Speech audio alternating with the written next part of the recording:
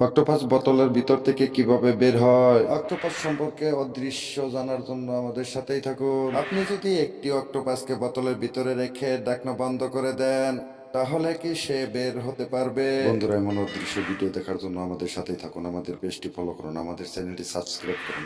উত্তর হলো হ্যাঁ, পারবে। চলুন দেখে নেই কিভাবে এটা করে।